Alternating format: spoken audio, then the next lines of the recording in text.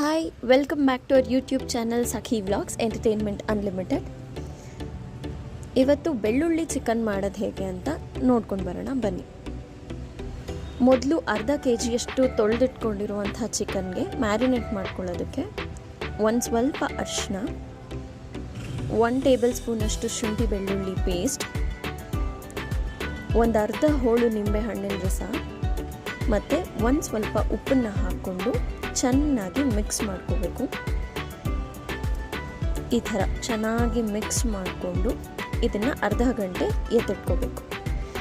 ಈಗ ಮಸಾಲೆಗೆ 2 ಬ್ಯಾಡಗಿ ಮೆಣಸಿನ್ಕಾಯಿ, 5 ರಿಂದ 6 ಖಾರದ ಮೆಣಸಿನ್ಕಾಯಿ, 1 ಸ್ಪೂನ್ ಧನಿಯಾ ಕಾಳು, 2 ಪಲಾವ್ ಹಣ್ಣು, ಅರ್ಧ ಸ್ಪೂನ್ ಸೋಂಪು, ಅರ್ಧ ಸ್ಪೂನ್ ಜೀರಿಗೆ, 8 ರಿಂದ 10 ಮೆಣಸು, 2 ಏಲಕ್ಕಿ, 4 ಲವಂಗ, 2 ಚಕ್ಕೆ ಹಾಕ್ಕೊಂಡು ಪೌಡರ್ ಥರ ಡ್ರೈ ಆಗಿಯೇ ರುಬ್ಕೋಬೇಕು. ಇದಕ್ಕೆ ನಾವು ನೀರನ್ನು ಸೇರಿಸ್ಕೋಬಾರ್ದು.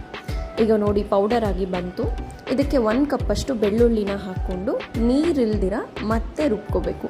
ಪೌಡರ್ ಥರ ನೋಡಿ ಈ ಕನ್ಸಿಸ್ಟೆನ್ಸಿಗೆ ಬರಬೇಕು, ಈ ಥರ ತರಿಯಾಗಿ. ನಂತರ ಒಂದು ಪ್ಯಾನ್ ತೊಗೊಂಡು ಇದಕ್ಕೆ 2 ರಿಂದ 3 ಟೇಬಲ್ ಸ್ಪೂನಷ್ಟು ಎಣ್ಣೆನ ಸೇರಿಸ್ಕೊಂಡು ಎಣ್ಣೆ ಕಾದ ನಂತರ ಹಚ್ಚಿಟ್ಕೊಂಡಿರುವಂಥ ಈರುಳ್ಳಿನ ಸೇರಿಸ್ಕೋಬೇಕು. ಈ ಥರ ಲೋ ಫ್ಲೇಮಲ್ಲಿ ಈರುಳ್ಳಿ ಚೆನ್ನಾಗಿ ಬೆಂದು ಅದು ಗೋಲ್ಡನ್ ಬ್ರೌನ್ ಆಗೋವರೆಗೂ ಲೋ ಫ್ಲೇಮಲ್ಲೇ ರೋಸ್ಟ್ ಮಾಡ್ಕೋಬೇಕು.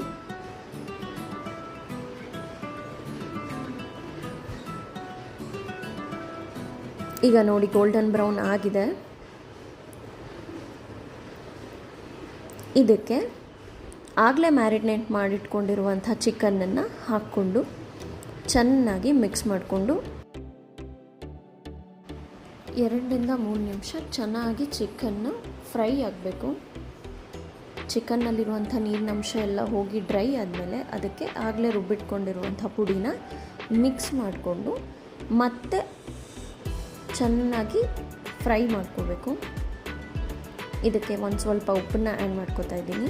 ಆ್ಯಡ್ ಮಾಡಿಕೊಂಡು ಚೆನ್ನಾಗಿ ಫ್ರೈ ಮಾಡ್ಕೋಬೇಕು. 2 ಸ್ಪೂನಷ್ಟು ನೀರನ್ನ ಹಾಕ್ಕೊಂಡು ಮಿಕ್ಸ್ ಮಾಡ್ಕೊತ ಇರಬೇಕು. ಈಗ ಎಣ್ಣೆ ಬಿಟ್ಟ ನಂತರ ಅದಕ್ಕೆ ಕರಿಬೇವು ಸೊಪ್ಪನ್ನು ಫ್ಲೇವರ್ಗೋಸ್ಕರ ಹಾಕಿ ಮತ್ತೆ ಅದು ಚಿಕನ್ ಬೇಯೋವರೆಗೂ ಲೋ ಫ್ಲೇಮಲ್ಲೇ ಫ್ರೈ ಮಾಡ್ಕೊತಾ ಬರಬೇಕು. ಅದು ಎಣ್ಣೆ ಎಲ್ಲ ಬಿಟ್ಟು ಡ್ರೈ ಆಗುತ್ತೆ, ನೋಡ್ಬೋದು ನೀವು. ಈಗ ಇದಕ್ಕೆ ಕೊತ್ತಂಬರಿ ಸೊಪ್ಪು ಹಾಕ್ಕೊಂಡು ಗಾರ್ನಿಷ್ ಮಾಡಿಕೊಂಡ್ರೆ ಬೆಳ್ಳುಳ್ಳಿ ಚಿಕನ್ ರೆಡಿ. ನಮ್ಮ ರೆಸಿಪಿ ಇಷ್ಟ ಆಗಿದ್ದರೆ ನಮ್ಮ ಚಾನಲ್ನ ಲೈಕ್, ಶೇರ್, ಸಬ್ಸ್ಕ್ರೈಬ್ ಮಾಡ್ಕೊಳ್ಳಿ. Thank you.